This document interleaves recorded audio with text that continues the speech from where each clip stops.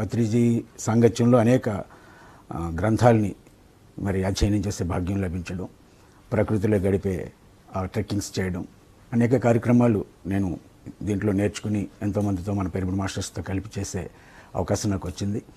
ఈరోజు మరి విశాఖ జిల్లాలో అరకు ప్రాంతంలో ప్రకృతి వ్యాలీ అని ఒక గొప్ప ఆధ్యాత్మిక శక్తి క్షేత్రాన్ని మనం తయారు చేసుకున్నాం. పత్రిజీ ఆదేశాల మేరకు 2010 నుంచి ఆ కార్యక్రమాలని చేస్తూ ఉన్నాం. ముఖ్యంగా ఈ క్వారంటైన్ టైంలో ప్రకృతి వ్యాలీలో ఒక క్వారంటైన్ సెంటర్గా కూడా ఒక 337 మంది వలస కూలీలకి మనం ఆశ్రయం ఇచ్చాం sir. Government quarantine centre MLA గారు, ఎంఆర్ఓ గారు అడిగితే ఆ కార్యక్రమం అంతా కూడా మనం చేసాం. తర్వాత ఈ పరిస్థితి ఇలా ఉండడానికి అంటే ఈవేళ వరల్డ్ ఎప్పుడూ కూడా ఊహించినంత ఒక గొప్ప మార్పుకు లోనవుతున్నట్టుగానే నాకు అనిపించింది.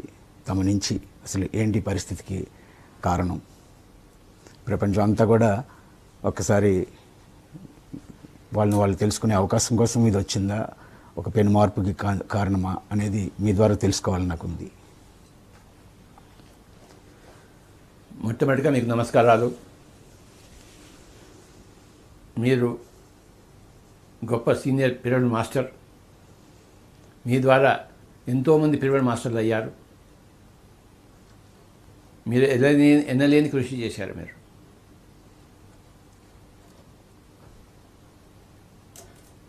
మీ గ్రామానికి, మీ ఇంటికి చాలాసార్లు వచ్చాను నేను. సార్, ముఖ్యంగా విశాఖ జిల్లాలో అరకు ప్రాంతంలో ఒక గొప్ప కేంద్రాన్ని స్థాపించారు, ప్రకృతి వ్యాలీ.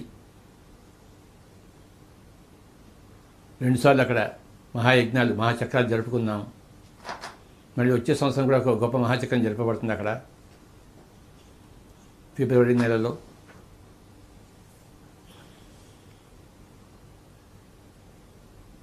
ఏదో ఒకటి ప్రపంచాన్ని కుదుపాలని చెప్పేసి నేను ఎన్నో రోజుల నుంచి కోరుకుంటున్నాను. మనమంతా ప్రయత్నం చేస్తున్నాం సరే, మన పిఎస్ఎస్ఎం అంతా ప్రయత్నం చేస్తున్నాం సరే, మన పిఎస్ఎస్ఎం లాంటి ఎన్నో మూమెంట్స్ ప్రపంచం అంతా ఉన్నాయి, మనం ఒక్కళ్ళమే కాదు కదా. అయినా కూడాను ఒక ప్రపంచాన్ని కుదిపే సంఘటన జరగాలి అని కోరుకుంటూ ఉన్నాను. ఎందుకంటే మనిషి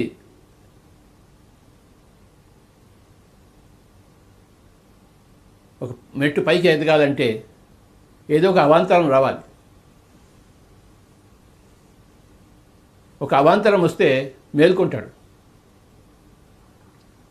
నిద్రపోతున్నాడు అనుకోండి, నీళ్లు చల్లితే ఏమవుతుంది, వాడు గబుక్కుని లేస్తాడు.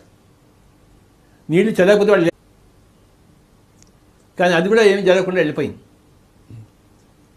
సో 2 సార్లు వస్తుందేమో ప్రపంచాన్ని కుదిపే సంఘటన వస్తుందేమో అని నేను వెయిట్ చేశాను, కానీ కాలేదు. 2020లో వచ్చేసింది, చెప్పా పెట్టకుండా వచ్చేసింది అంతటికి, కరోనా అని చెప్పేసి. అది ఎలా వస్తుందో తెలియదు.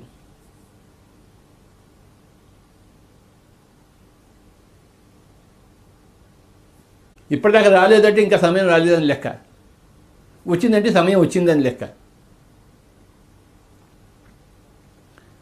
అందరూ కూడాను, ప్రపంచంలో అందరూ కూడాను ధ్యానం చేయవలసిన అవసరం వచ్చింది. ఇప్పుడు చావు లేదని తెలుసుకోవాల్సిన అవసరం వచ్చింది. భయపడితే చావు వస్తుందని తెలుసుకోవాలి మనం. భయం లేకపోతే చావు రాదు. భయపడితే మనం చావకూడదు, భయం లేకుండా మనం చనిపోవాలి. ఏదో రోజు చనిపోతాం, కానీ భయం లేకుండా చావాలి. భయపడుతూ చావడం కాదు.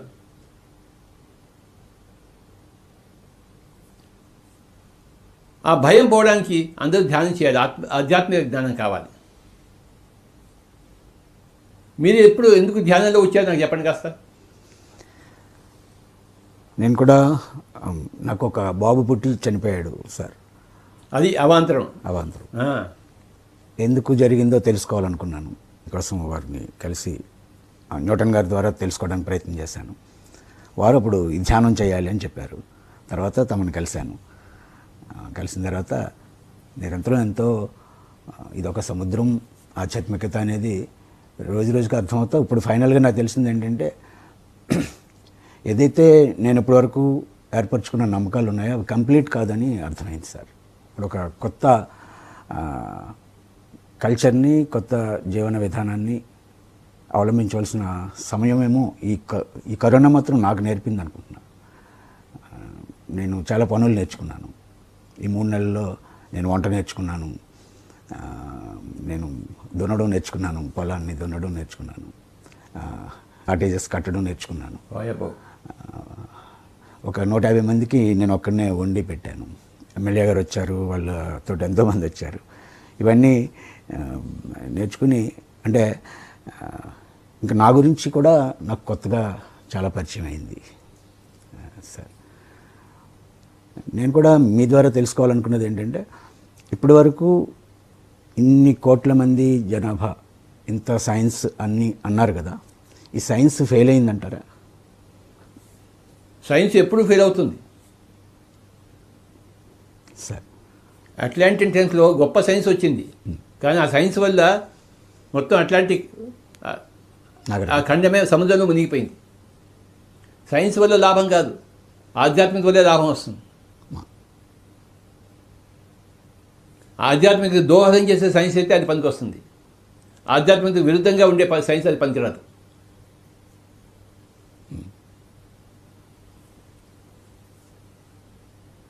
మనిషికి కావాల్సింది ఆధ్యాత్మికత, సైన్స్ కాదు.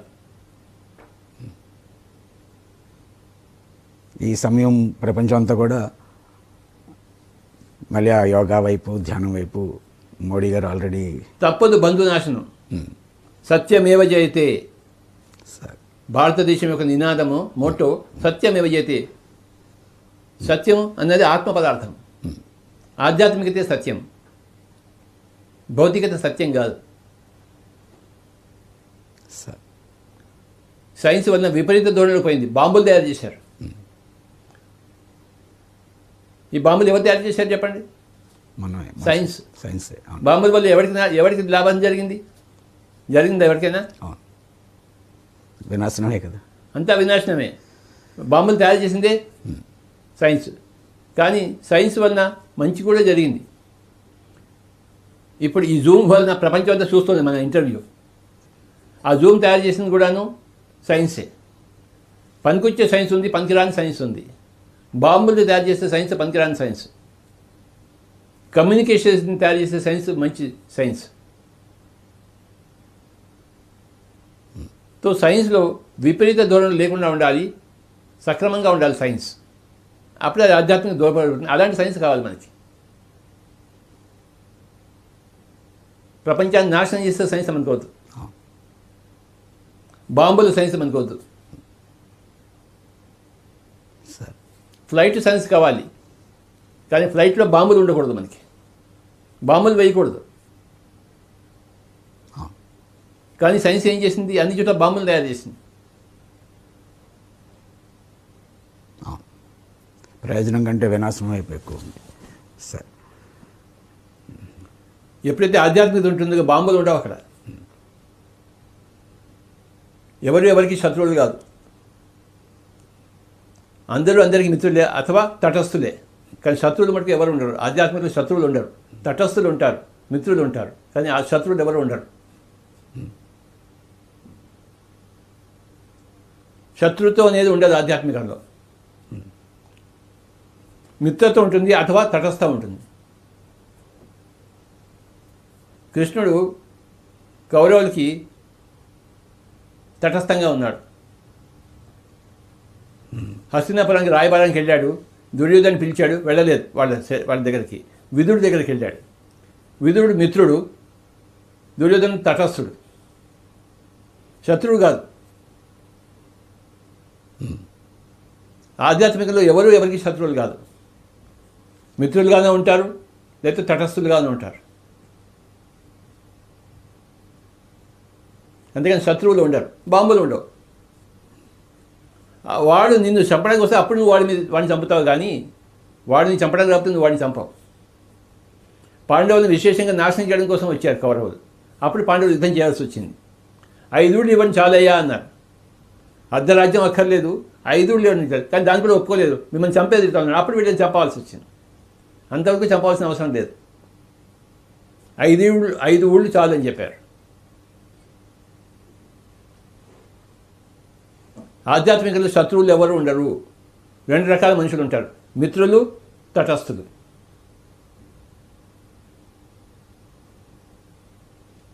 తటస్థుల పట్ల ఉపేక్షాభావం ఉంటుంది, నాకు నీకు సంబంధం లేదని చెప్పేసి. మిత్రులతో సంబంధం ఉంటుంది, నేను మీ ఇంటికి వస్తాను, నువ్వు మా ఇంటికి రా. తటస్థులతో ఎలా ఉంటుంది, నేను మీ ఇంటికి రాను, నువ్వు మా ఇంటికి రాకు, నాకు నాయన నీకు నాకు సంబంధమే లేదు. శత్రుత్వం లేదు, ద్వేషభావం లేదు, కానీ మిత్రత్వ భావం లేదు, తటస్థం ఉంటుంది. దాన్ని గౌతమ బుద్ధుడు ఉపేక్ష అన్నాడు. 4 విధాల బ్రహ్మ విహారాలు చెప్పాడు గౌతమ బుద్ధుడు. మైత్రి, కరుణ, ముదితము, ఉపేక్ష. మనకన్నా ప్రాపంచికంగా బాగా ఉన్న వాళ్ళ పట్ల మైత్రి, మనకన్నా ప్రాపంచంగా తక్కువ స్థితిలో ఉన్న వాళ్ళ పట్ల కరుణ, మనకన్నా ఆధ్యాత్మికంగా ఉన్నతంగా ఉన్న వాళ్ళ పట్ల ముదితము, మనకన్నా ఆధ్యాత్మికంగా విరుద్ధంగా ఉన్న వాళ్ళ పట్ల ఉపేక్ష, ఇండిఫరెన్స్ అంటారు. ఉపేక్ష, మైత్రి, కరుణ, ముదితము, ఉపేక్ష 4 విధాలు చెప్పారు. కనుక శత్రుత్వం లేదు కనుక బాంబులు ఉండవు. బాంబులు ఉన్నాయంటే శత్రుత్వం ఉందని లెక్క. ఈ సైన్స్ బాంబులను తయారు చేసింది. అలాంటి సైన్స్ మనకి అనవసరం. ఇవాళ ఎన్వైరన్మెంట్ డే, ప్రపంచ ఎన్వైరన్మెంట్ డే. ఈ ఎన్వైరన్మెంట్ని పాడు చేసే సైన్స్ ఉంది. అలాంటి మానవీకం ఉన్నారు. అలాంటి మానవులు మనకు అనవసరం, అలాంటి సైన్స్ మనకు అనవసరం. ప్రకృతిని పరిరక్షించాలి.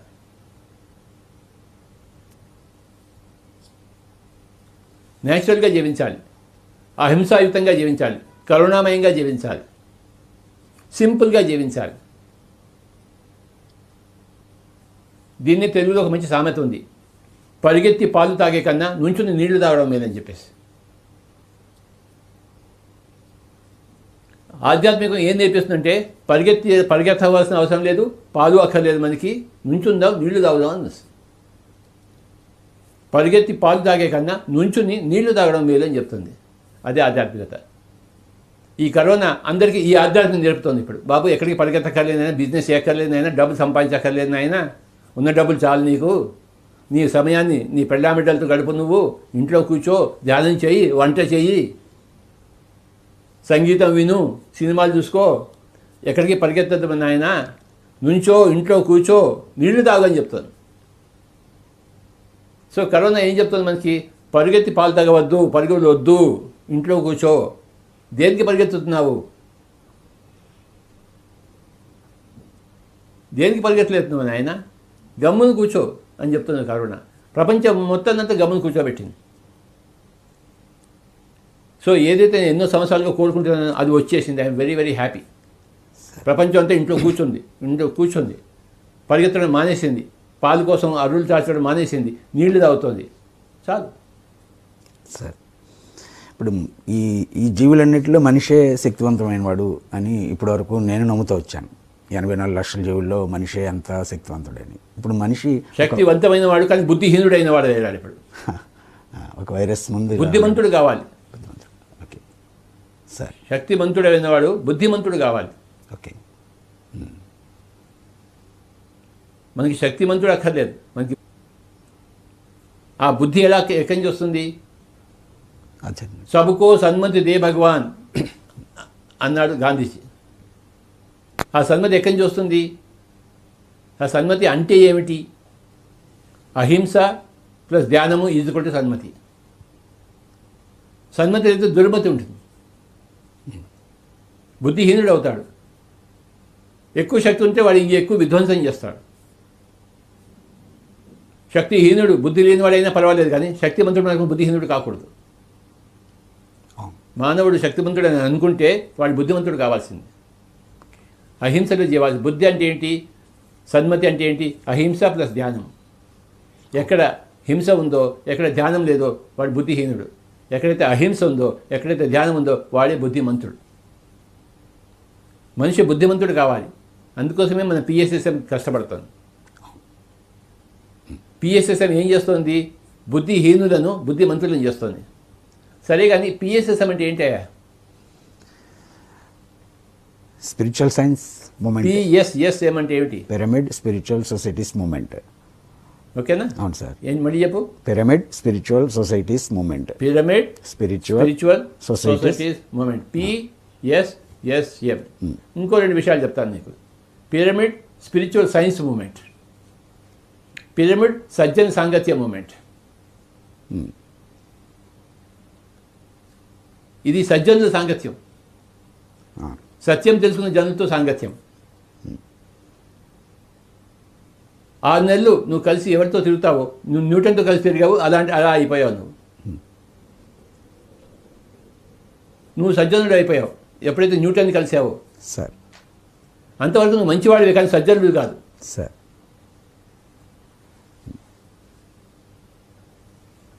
సజ్జనుడు అంటే సత్యం తెలుసుకున్న జనుడు. న్యూటన్ సత్యాన్ని తెలుసుకున్నాడా లేదా? అవును న్యూటన్ కలుసుకున్న జగపతిరాజు సార్ తాను కూడా సజ్జనుడు అయ్యాడు. రాజ జగపతిరాజుని కలిసిన వాళ్ళందరూ సజ్జనులు అయ్యారు. పిఎస్ఎస్ఎం అంటే పిరమిడ్ సజ్జన సాంగత్య మూమెంట్. ఈ సజ్జన సాంగత్యంలో ఏం నేర్చుకుంటాం మనం? స్పిరిచువల్ సైన్స్ నేర్చుకుంటాం. Pyramid spiritual science movement. అలా నేర్చుకున్న వాళ్ళందరూ ఒక సొసైటీగా సమూహంగా ఏర్పడతారు. Pyramid spiritual societies movement. సజ్జన సాంగత్యం ద్వారా స్పిరిచువల్ సైన్స్ తెలుసుకుంటాము. అలా తెలుసుకోవడం ద్వారా సంఘాలు ఏర్పడతాయి. Pyramid spiritual societies moment. ప్రతి ఒక్క సజ్జనుడి చుట్టూ ఒక సంఘం ఏర్పడుతుంది. సజ్జనులు కాబోయే వారి కూడిక. ప్రకృతి వారిలో వచ్చిన వాళ్ళందరూ కూడా సజ్జనులు అయి ఉంటారు నీ దగ్గర. సార్ అథవా ఇంటికి వెళ్ళి సజ్జనులు అవుతారు. అవునా కదా? కనుక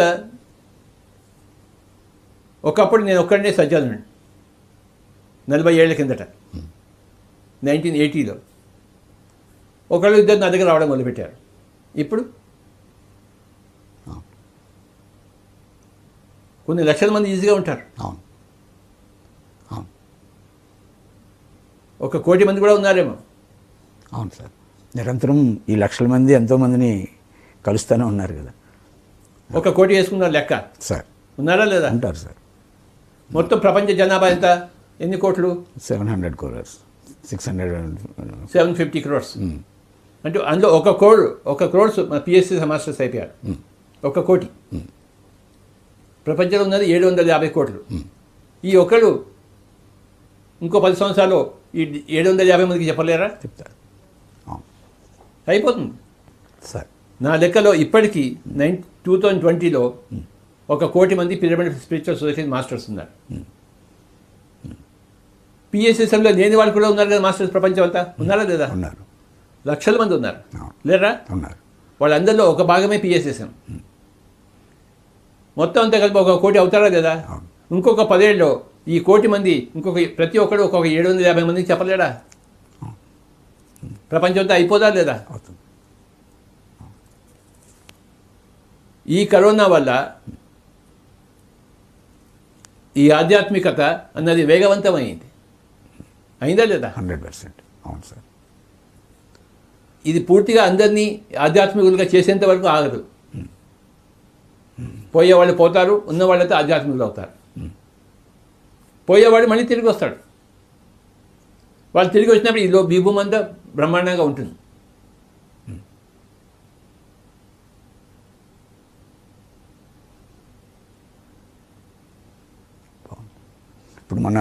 ఇప్పటివరకు మన మూమెంట్లో మీ ఇన్స్పిరేషన్ తోటే ఎంతోమంది నాలాంటి వాళ్ళు ఎంతోమంది పనిచేస్తున్నాం.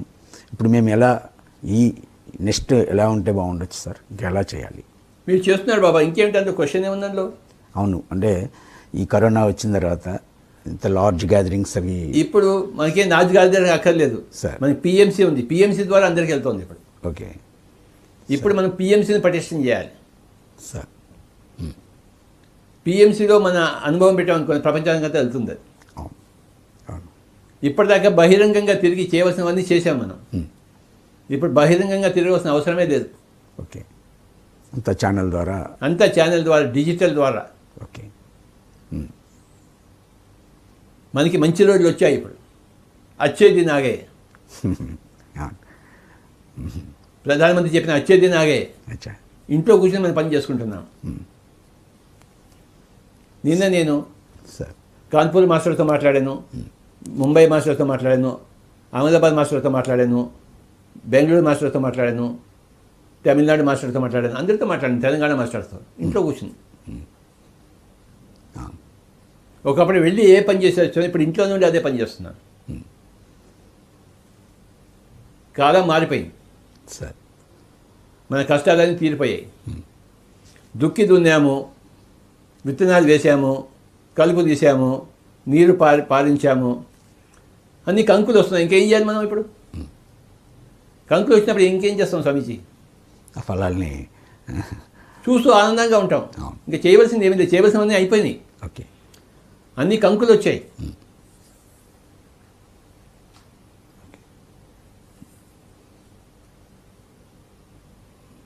హాయిగా కూర్చొని ఆనందించడమే ఇప్పుడు.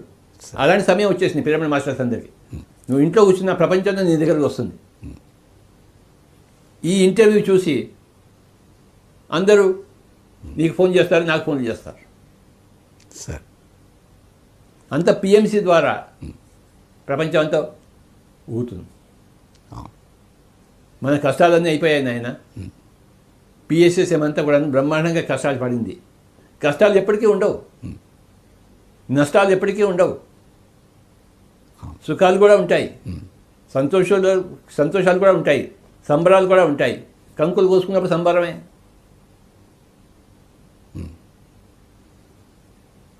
బ్యూటిఫుల్.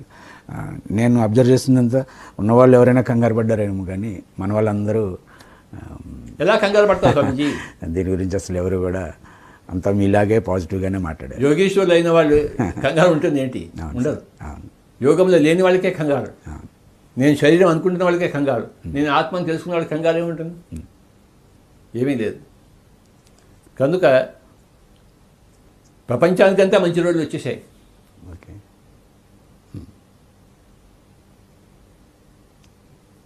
ఈ యొక్క కరోనా అనేది ప్రపంచాన్ని కుదిపేసింది. నీకున్న భావాలను తుడిచేసింది.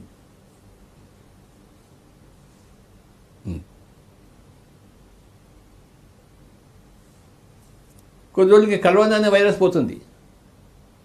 ఆ వైరస్ వెళ్ళిపోతుంది, తన పని చేస్తుంది. ఇంకో వైరస్ వస్తుంది, పిరోనా అనే వైరస్. తర్వాత టిరోనా అనే వైరస్ వస్తుంది. ఇంకో వైరస్ వస్తుంది, హా అనే వైరస్ వస్తుంది.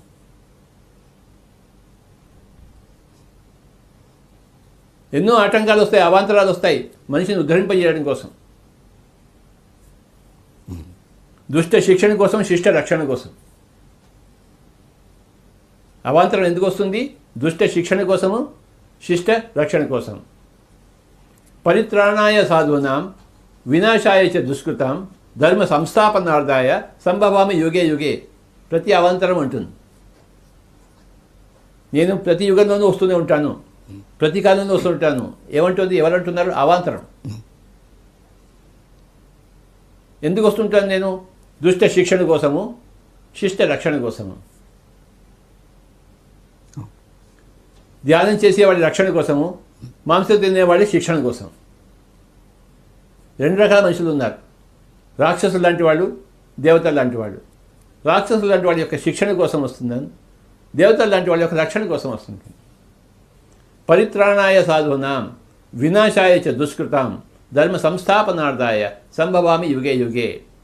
మాంసం తినేవాడు రాక్షసులా, మానవులా? రాక్షసులే.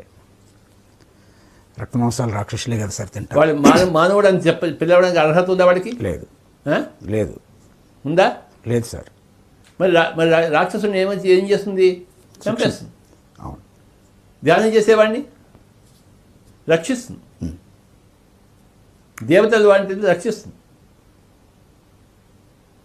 ఓకే. సో ఇది యుగ యుగాలుగా జరుగుతుంది. ఇది ఒకసారి కరోనా అంటే వచ్చేదాని పేరు ఇంకోసారి బిరోనా అంటాం, ఇంకోసారి టిరోనా అంటాం, ఇంకోసారి హా హా అంటాం, హీ హీ అంటాం. ఏ పేరులో ఏముంది, జరిగేది మటుకు ఒకటే. జరిగేది ఏం జరుగుతుంది? దుష్ట శిక్షణ, శిష్ట రక్షణ. వాడు ఒకవేళ దుష్టుడైతే వాడి శిక్ష విధించాలా వద్దా? అవును, శిక్షణ కావాలి. వాడు ఒకవేళ శిష్టుడైతే వాడి రక్షణ ఉండాలా వద్దా? సో ఇవే చేస్తుంది, జల్లెడ పడుతుంది. దుష్టులంతా ఒకవైపు, శిష్టులంతా ఒకవైపు.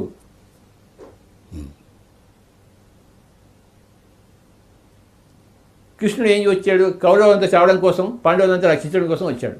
పాండవులను రక్షించాడా లేదా శ్రీకృష్ణుడు? రక్షించలేదా? రక్షించాడు. కౌరవుల నాశనం కోసం అన్ని ప్రయత్నం చేశాడే లేదా కృష్ణుడు? చేశాడు. పాండవుని లక్క ఇంటి నుంచి రక్షించాడు కృష్ణుడు. కర్ణుడి యొక్క అస్త్రాల నుంచి అర్జున్ రథాన్ని తొక్కి రక్షించాడా లేదా? కృష్ణుడు ఎందుకు వచ్చాడు? రక్షించడానికి. దుష్ట శిక్షణ, శిష్ట రక్షణ. కరోనా కూడా అందుకే వచ్చింది.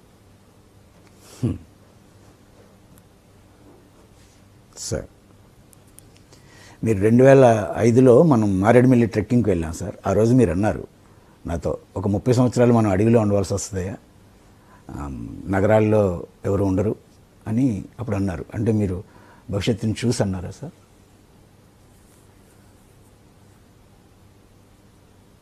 ద్రష్ట అంటే ఏంటి అర్థం? చూసేవాడని అర్థం. ఏం చూస్తాడు? భవిష్యత్తుని. సార్, వర్తమానం చూసేవాడు ద్రష్ట అని పడతాడా? కాదు. భవిష్యత్తుని చూసేవాడే ద్రష్ట. ఓకే.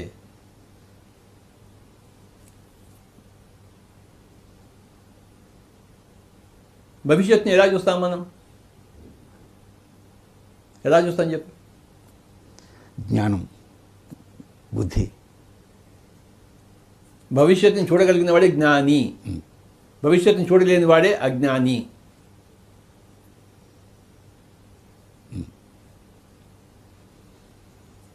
భూతకాలంలో ఉండేవాడు అజ్ఞాని, భవిష్యత్తులో ఉండేవాడు జ్ఞాని. సో నన్ను నేను ఒక ద్రష్టగా మలుచుకున్నాను. అంటే ఒక భవిష్యత్తు చూసేవాడిగా నేను మలుచుకున్నాను. ఎన్నో పుస్తకాలు చదివి, సజ్జన సాంగత్యం చేసి, ధ్యానం చేసి మలుచుకున్నాను, ద్రష్టగా మలుచుకున్నాను. మలుచుకున్నప్పుడు ద్రష్టను అయ్యాను. భవిష్యత్తు ఎలా ఉంటుందో, ఎలా ఉండాలో నాకు తెలుసు. ఎలా ఉండాలో తెలుసు కనుక దానికోసం ఏం చేయాలో నాకు, ఈ వర్తమానంలో ఏం చేయాలో తెలుసు నాకు. అది సంగతి. నాకు అది ప్రతి మూమెంటు మీరు చేసేది, దీని ప్రిపరేషన్, వరల్డ్కి మనం చేయవలసిన రెస్పాన్సిబిలిటీ, ఇదంతా చూస్తుంటే పర్ఫెక్ట్గా మీ వర్క్ 200% చేశారు. 2018 చివరిలో సార్ పిఎంసీని మనం స్థాపించుకున్నాం. అవును, అవును. మరి అప్పని చెప్పేదాకా పిఎంసీ ఎంత పని చేస్తుంది? అవును, ఈ టైంలో ఇంకా మరి. అవును, ఉత్తరోత్తర పిఎంసీ ప్రపంచం అంతా వ్యాపిస్తుంది. ఓకే. 1000 లాంగ్వేజ్లో, 1000 భాషల్లో పిఎంసీ వస్తుంది. ఓ గ్రేట్ సార్. లాటిన్లో, గ్రీక్లో, ఫ్రెంచ్లో, జర్మన్లో, మ్యాండరిన్లో, అరబిక్లో, అన్ని చోట్ల వస్తుంది. 1000 భాషల్లో పిఎంసీ వస్తుంది.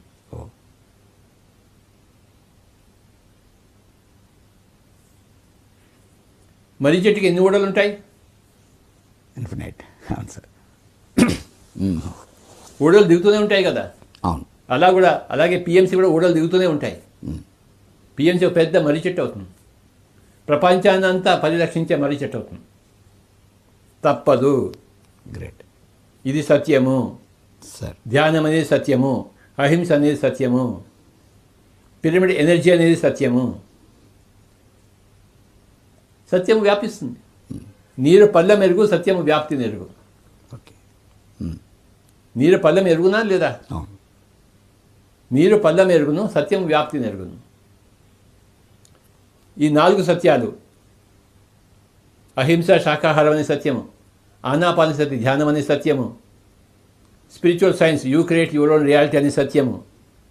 నీ వాస్తవానికి ఎవరు సృష్టికర్త? నేనే. అవును. కరోనా నీ దగ్గర వస్తుందా లేదా అని ఎవరు నిర్ణయిస్తారు? నేనే కరోనా నిర్ణయిస్తుందా, నువ్వు నిర్ణయిస్తావా? నేనే కదా సార్. నా లైఫ్ ప్రతి మూమెంట్ నేను క్రియేట్ చేసుకునేది అనే వాస్తవం. నీతో నేను మాట్లాడాలని ఎవరు నిర్ణయించారు ఇప్పుడు? ఎవరికి వాళ్ళే. నేను నిర్ణయించుకున్నాను. అవును నువ్వు కనపడ్డావు ఇందాక, సార్. రావయ్యా మనం మాట్లాడుకుందాం అని చెప్పాను. అవును సార్. ఎవరు నిర్ణయించారు? నేను నిర్ణయించాను. అవును. నాతో మాట్లాడాలని నువ్వు నిర్ణయించుకుని నీ నిర్ణయం. నేను మిమ్మల్ని కలవాలని నేను నిర్ణయించుకున్నాను. కనుక ప్రపంచానికంతా కూడా 4 సత్యాలు ఉన్నాయి. అహింస శాకాహార సత్యము, ఆనాపాన సత్య ధ్యాన సత్యము, శరీరవత్ ఆహారం, మనస్సువత్ ధ్యానం, బుద్ధివత్ స్పిరిచువల్ సైన్స్ నాలెడ్జ్. 4వది పిరమిడ్ ఎనర్జీ. మొత్తం ఇతర లోకాలకు, ఇతర గ్యాలక్సీస్కు అనుసంధానం చేసేది పిరమిడ్ ఎనర్జీ. ఈ 4 సత్యాలతో కూడినది మరి ఎందుకు వ్యాప్తి చెందలేదు?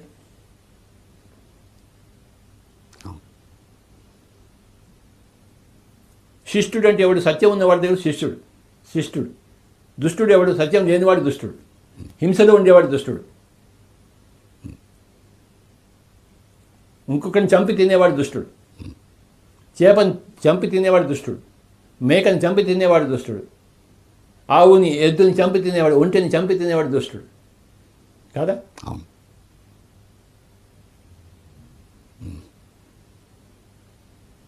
ఇంకొక 10 సంవత్సరాల్లో ప్రపంచం అంతా అహింసామయం అయిపోతుంది.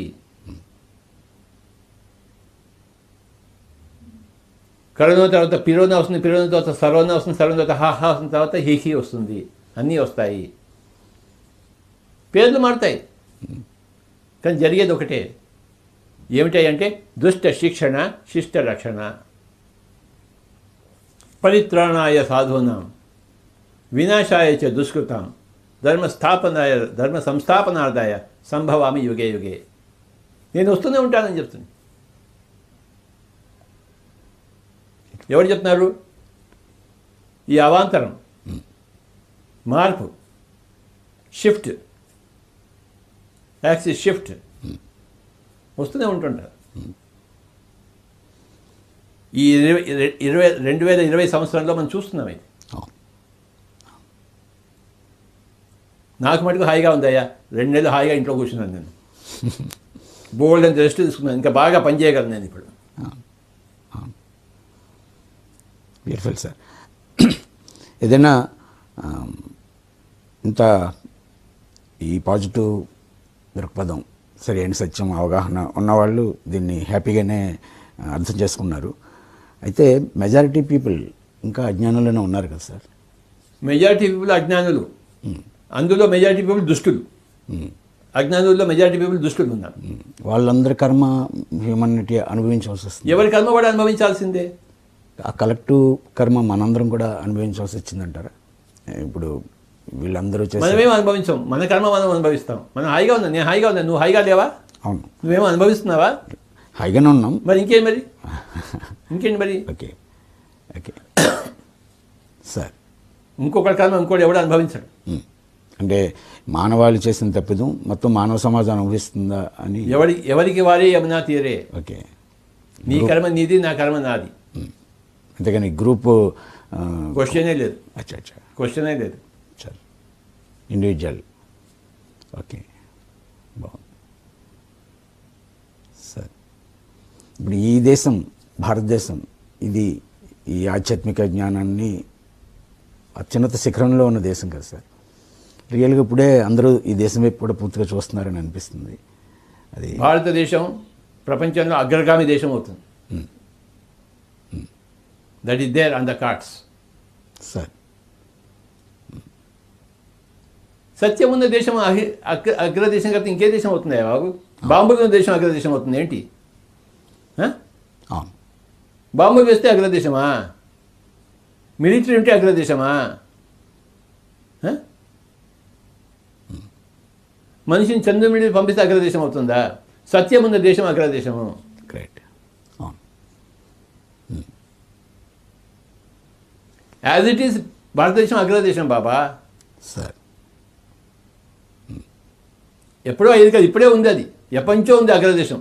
ఓ, అగ్రదేశం అంటే నువ్వు ఏదో డబ్బులు ఎక్కువ ఉంటే అగ్రదేశము, అన్ని బంగారు రోడ్లు ఉంటే అగ్రదేశం అనుకుంటున్నావు కాదు కదా. భారతదేశం ఎప్పుడు అగ్రదేశమే, ఇప్పుడు అగ్రదేశమే, ఎప్పటికీ అగ్రదేశమే. ఓ గ్రేట్. ఎక్కడ సత్యం ఉందో అదే అగ్రం అవుతుంది. భారతదేశం ఎప్పుడు అగ్రదేశమే, ఇప్పుడు అగ్రదేశమే.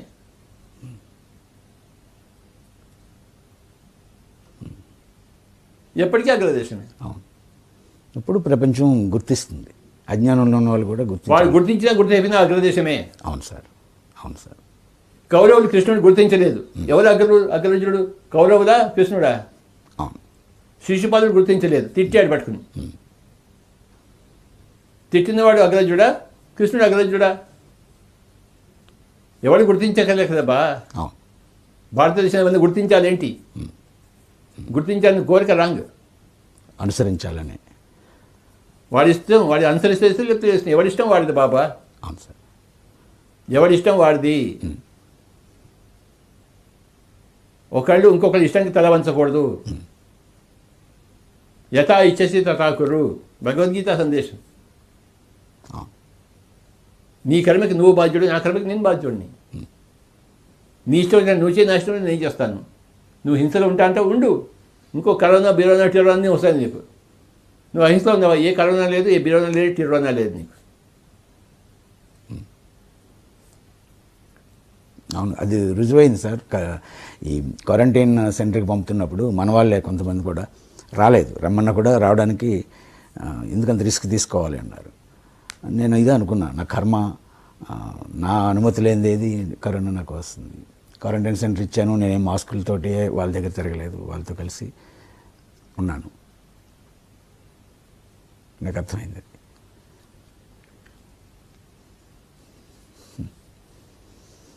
కరోనాకి నా యొక్క నమస్కారాలు. నా నమస్కారాలు కూడా సార్. కరోనాకి, రేపు రాబోయే టిరోనా కూడా నా నమస్కారాలు. టిరోనా తర్వాత వచ్చే బరోనా కూడా నాకు నమస్కారాలు సార్. అయితే ఇవేవి నెగిటివ్ కాదు, ఇవన్నీ కూడా దుష్ట శిక్షణ, శిష్ట రక్షణ కోసం వచ్చేవి. అంటే ఈ సృష్టిలో వచ్చే సునామీలు, భూకంపాలు ఏదైనా సరే, ఓకే, ఏదైనా సరే, సునామీ కానీ, బినామీ కానీ, టునామీ కానీ, పేర్లు రకరకాలు సార్. అలాగే మనిషి జీవితంలో వచ్చిన సంక్షోభాలు కూడా, ప్రతిదీ కూడాను బ్లెస్సింగ్, అంతా మన మంచికే. ఓకే, అది ఊరికే చెప్పారేంటి పెద్దలు? జీవితంలో వచ్చే కష్టాలు, పరీక్షలు. ఈ యొక్క ఈ ఇంటర్వ్యూ టైటిల్ కూడా అంతా మన మంచికే. బాగుంది, అర్థమైందా సార్? అంతా మన మంచిగా తెలుసుకున్నవాడే సజ్జనుడు.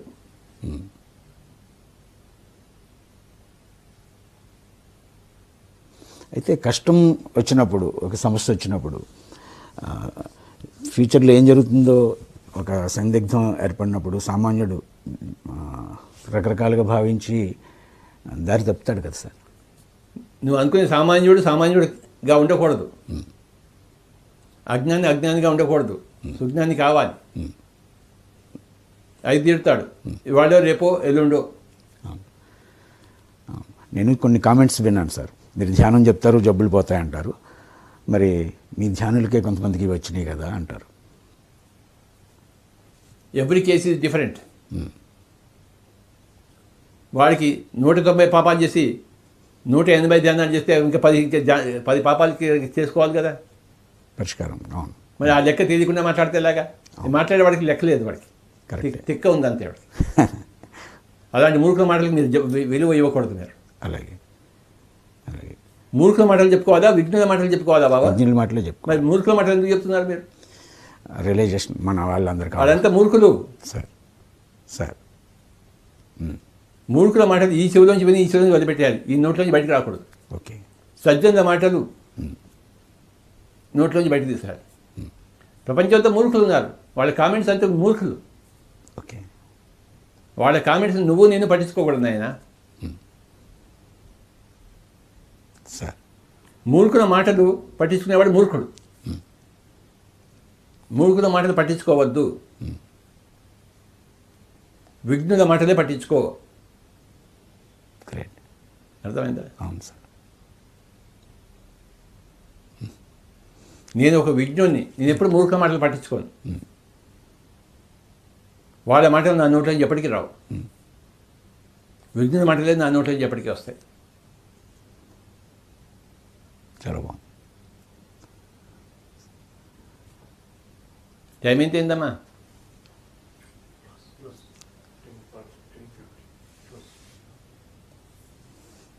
చాలా ధన్యవాదాలు సార్ మీకు. ఈరోజు నేను ముఖ్యంగా ఈ ఇంటర్వ్యూలో ఒక గొప్ప పాయింట్ని నేర్చుకున్నాను. ఎట్టి పరిస్థితుల్లోని కూడా ఈ మూర్ఖుల మాటల్ని నా నోటి నుంచి రాకూడదు అనేది ఈ రోజు నుంచి నేను పూర్తిగా అది నీ యొక్క అభ్యాసం. ఆ అభ్యాసం చేస్తాను.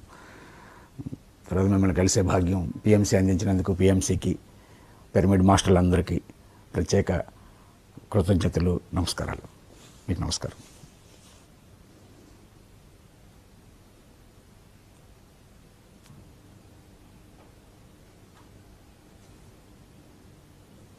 భగవద్గీతలో ఉన్న ఈ శ్లోకం, ఏ శ్లోకం ఇది? పరిత్రాణాయ సాధూనాం వినాశాయ చ దుష్కృతాం ధర్మ సంస్థాపనార్థాయ సంభవామి యుగే యుగే. అది కృష్ణుడికి చెల్లుతుంది, కరోనాకి చెల్లుతుంది, సునామీకి చెల్లుతుంది. ఏ పెద్ద అవాంతరానికైనా చెల్లుతుంది. ఏ పెద్ద అవతారానికైనా అదే. పరశురాముడు ఎందుకు వచ్చాడు? ఆ క్షత్రియులందరినీ చంపేశాడు. ఎందుకు చంపాడు క్షత్రియుల్ని? అహంకారం వాడికి. ప్రజలకి దుష్పరిపాలన ఇస్తున్నారు, చంపేశాడు అందరినీ. చంపాడా లేదా? ఆ చంపడం కరెక్టా కాదా? అంటే పరశురాముని చంపితే రైటును, కొరను చంపితే రాంగా? ఎట్లా?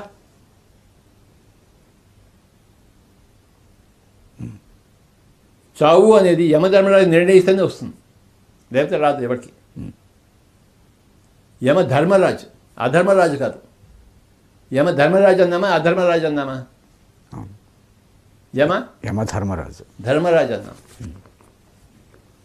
యమధర్మరాజు అనే కాన్సెప్ట్ హిందువుల్లో ఉంది, క్రిస్టియన్స్లో ఉందా? లేదు. వేరే మతాల్లో లేదు. హిందువులలో ఎన్నో మంచి మంచి కాన్సెప్ట్స్ ఉన్నాయి. అందులో ఒక కాన్సెప్ట్ పెట్టి యమధర్మరాజు. ఆ పదానికి ఉన్న గొప్పతనం ఎంత గొప్పదో.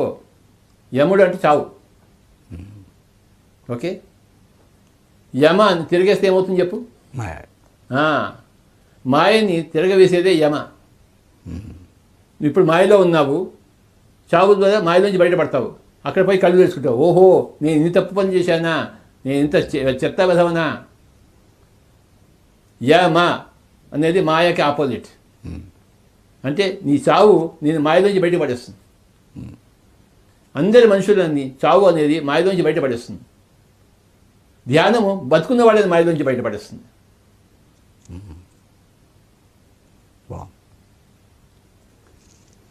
ధ్యానం లేని వాళ్ళని చావు మాయలోంచి బయటపడేస్తుంది. యమ, మాయకి యమ. ఎంత చక్కగా పిలిపాడు. అది కూడా ధర్మరాజు, ధర్మంతో కూడుకున్నది. అది అధర్మంగా ఎవరికి చావు రాదు. ఎవరు నిర్ణయించుకుంటే వాళ్ళు వస్తుంది. కొంతమంది గర్భంలో ఉండిపోతారు, వాళ్ళు గర్భంలో ఉండడానికి నిర్ణయించుకున్నారు. వాళ్ళు పుట్టడానికి నిర్ణయించుకోలేదు. వాళ్ళ నిర్ణయం ప్రకారం వాళ్ళకి తెలుస్తుంది. కొంతమంది పుట్టి కొన్ని రోజులు, మీ అబ్బాయి ఎన్ని రోజులు పోయాడు? 6 months. మరి 6 months కోసమే వాడు వచ్చాడు. ఆ 6 monthsలో పుట్టి మరి పోయి నీకు జ్ఞానోదయం కలిగించడం కోసం వచ్చాడు. ఆ అబ్బాయి పోవడం ధర్మంగానే పోయాడు, అతని ఇష్టం ప్రకారమే పోయాడు. నీ ఇష్ట ప్రకారం ఉండలేదు, అతని ఇష్ట ప్రకారం ఉన్నాడు. అతని ఇష్ట ప్రకారం, నీ ఇష్ట ప్రకారం పోలేదు. ఎవరి ఇష్టం వాళ్ళదే కదా. ఆ పాయింట్ తెలియక మనం ఏడుస్తూ ఉన్నాం. వాడు నాకు పుట్టాడు పోయాడని చెప్పేసి. నువ్వు పుట్టించావా? తను వచ్చాడు. ఆ విషయం తెలియదు. తెలియకపోవడమే ప్రాపంచికం. ఆ విషయం తెలియడమే ఆధ్యాత్మికం. తనందరూ తను వచ్చాడు, 6 నెలలు ఉన్నాడు, తను పోయాడు. ఉన్న రోజులు కలిసి ఉన్నావు, లేని రోజులు దానివల్ల లాభపడ్డావు. న్యూటన్ దగ్గరికి పోయావు, లేకపోతే పోయి ఉండేవాడువా? అవును సార్. ఆ వైరాగ్యమే నన్ను తీసుకెళ్ళింది. మరి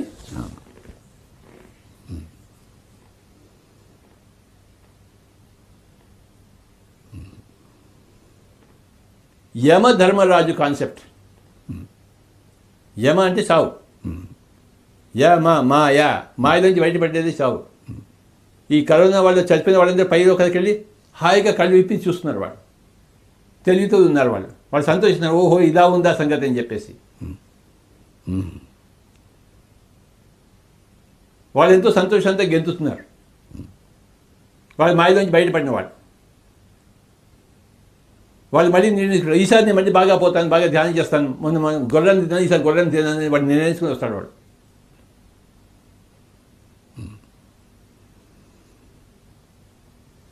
చనిపోయిన వాళ్ళందరూ కూడాను మాయలోంచి బయటపడిన వాళ్ళే. వాళ్ళ పట్ల నువ్వు ఎలా ఉండాలి? దుఃఖం అక్కర్లేదు, సంతోషించాలి. మరి అవును, మాయలోంచి బయటపడిన వాడి పట్ల నువ్వు దుఃఖంగా ఉండాలా, సంతోషంగా ఉండాలా? సంతోషమే. మరి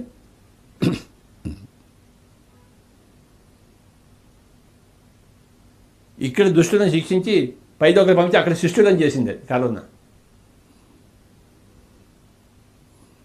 ఇది మెగా పిక్చర్ చూడడాన్ని ఆధ్యాత్మికత అంటారు. మైక్రో పిక్చర్లో ఉంటే అది ప్రాపంచికత, మెగా పిక్చర్లో ఉంటే ఆధ్యాత్మికత. చావు అనేది ఎవరికి లేదు. హతో వా ప్రాప్తిస్తే స్వర్గం. నువ్వు చనిపోతే స్వర్గానికి వెళ్తావు పోయ్. నువ్వు కాలు కింద పడి చచ్చినా, సునామీ వల్ల చచ్చినా, ఎవరైనా కత్తి పొడిచి చచ్చినా, కరోనా వల్ల చచ్చినా, దేని వల్ల చచ్చినా నువ్వు స్వర్గానికి వెళ్తావు.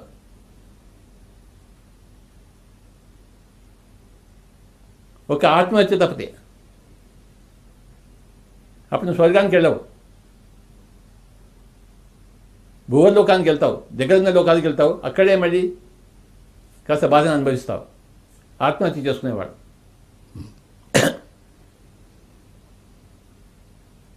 ఎవడైనా సరే చచ్చిపోయిందో స్వర్గానికి వెళ్తాడు, ఆత్మహత్య చేయనివాడు. ఎందుకు ఏడుస్తున్నావు మరి?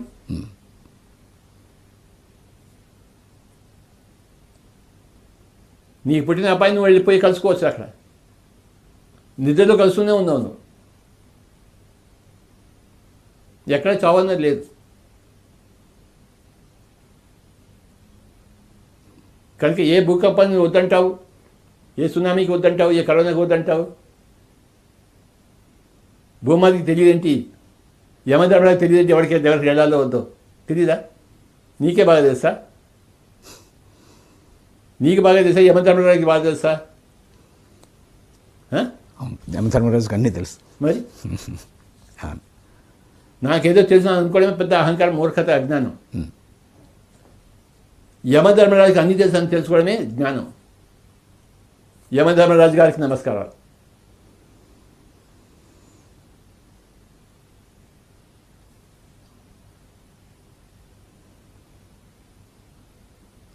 కాసేపు ధ్యానం చేద్దామా?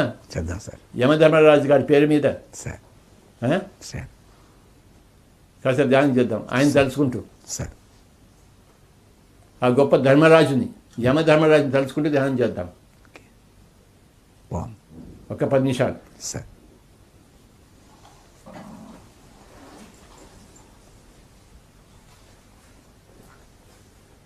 దయచేసి కళ్ళు రెండు మూసుకోండి.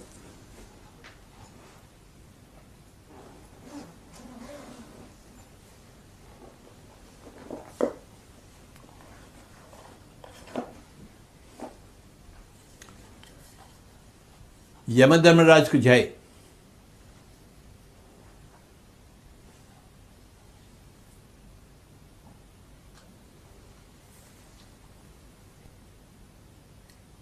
ఆ ధర్మమూర్తికి జై.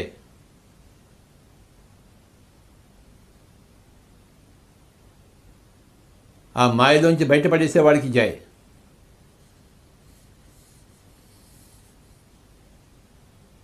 చక్కగా 10 నిమిషాలు ధ్యానం చేద్దాం, యమధర్మరాజుని స్మరిస్తూ.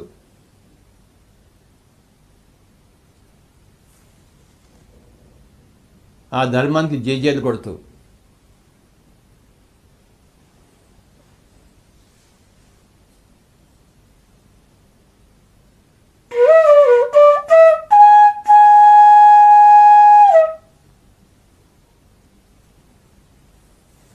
మనసుని నిర్మూలం చేద్దాం, మనసుని శూన్యం చేద్దాం. అదే ఆత్మధర్మం. ఆత్మధర్మం పేరే ధ్యాన ధర్మం.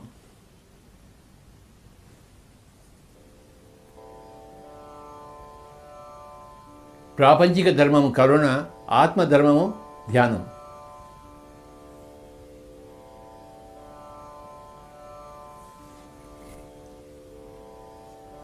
రెండు విషయాలు ఉన్నాయి, ప్రాపంచికము ఆధ్యాత్మికము. రెండు ధర్మాలు ఉన్నాయి. ప్రాపంచిక ధర్మం కరుణ, ఆధ్యాత్మిక ధర్మం ధ్యానం. కరుణామయులుగా ఉండాలి, మనం ధ్యానమయులంగా ఉండాలి.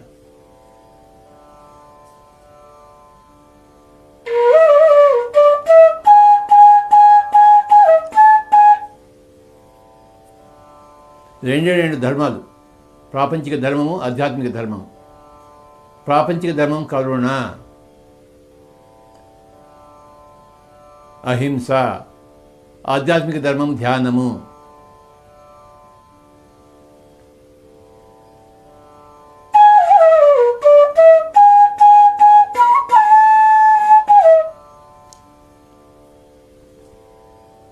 ఈ రెండు ధర్మాల్లో ప్రాపంచిక ధర్మము, ఆధ్యాత్మిక ధర్మంలో పునీతుడైన వాడే పిరమిడ్ మాస్టర్.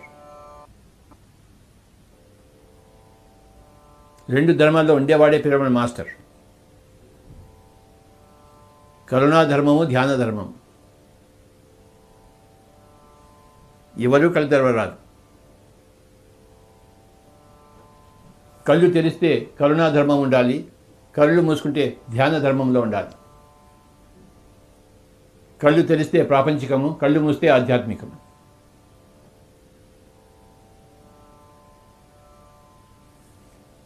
రెండు స్థితులు ఉన్నాయి, కళ్ళు తెరుచుకునే స్థితి, కళ్ళు మూసుకునే స్థితి. కళ్ళు మూసుకుంటే ఆధ్యాత్మికంలో ఉండాలి, ధ్యానంలో ఉండాలి. కళ్ళు తెరుచుకుంటే ప్రాపంచికంలో ఉంటున్నాము, మరి కరుణాధర్మంలో ఉండాలి.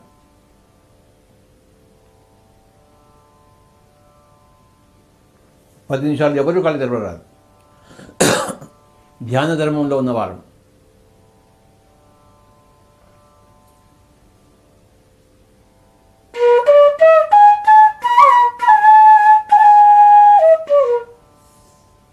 ససేమిరా కళ్ళు తెరవరాదు.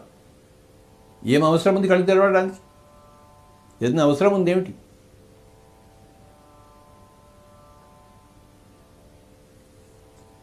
అవసరం లేనప్పుడు ఎందుకు కళ్ళు తెరుస్తున్నాము?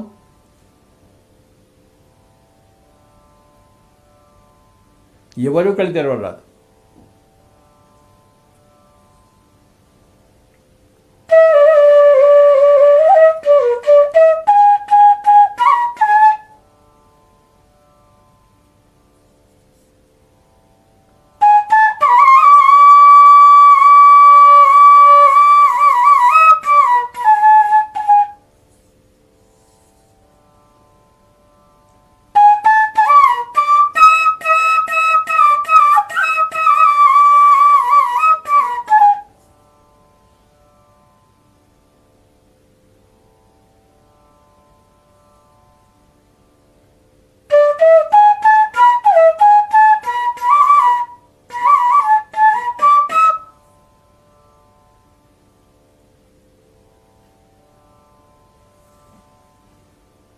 కేవలం 10 నిమిషాలు.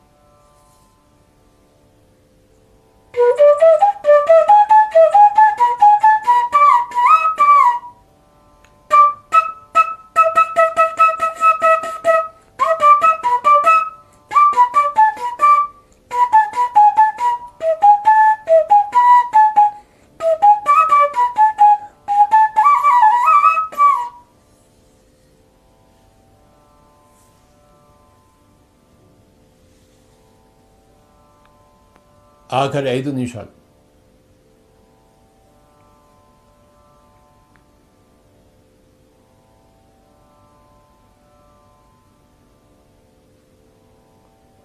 మాయా ప్రపంచం నుంచి బయటపడి యమధర్మరాజుతో ఏకమై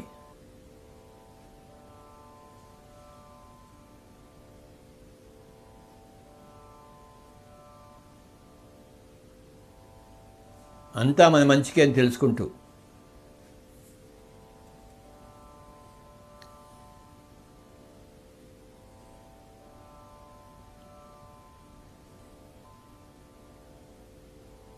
యమధర్మరాజు గారికి జయజయలు పలుకుతూ, అదొక గొప్ప కాన్సెప్ట్. అది యమధర్మరాజు అనే కాన్సెప్ట్.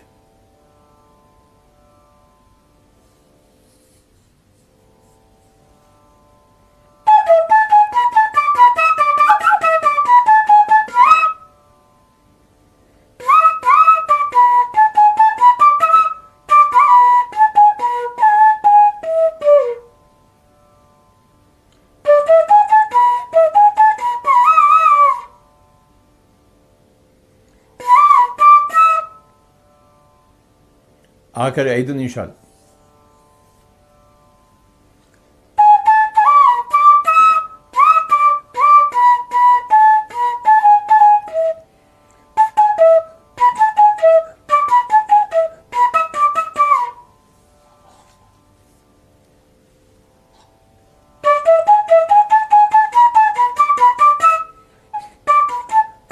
ఆఖరి 1 నిమిషం. Be with your breath. Be with your normal, natural, easy, soft, simple, tender, peaceful, tranquil breath.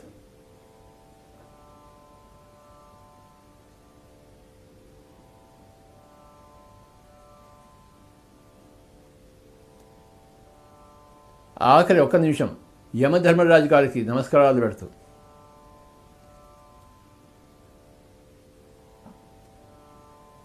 ఆ ధర్మమూర్తికి నమస్కారాలు పెడుతూ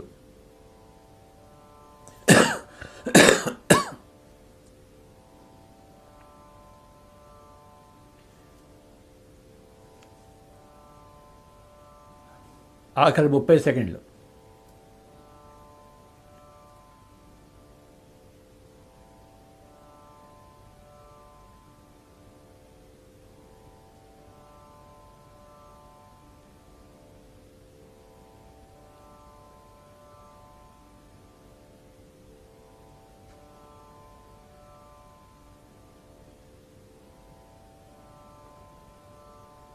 అంతా మన మంచికి అనే సత్యాన్ని మనం తెలుసుకుంటూ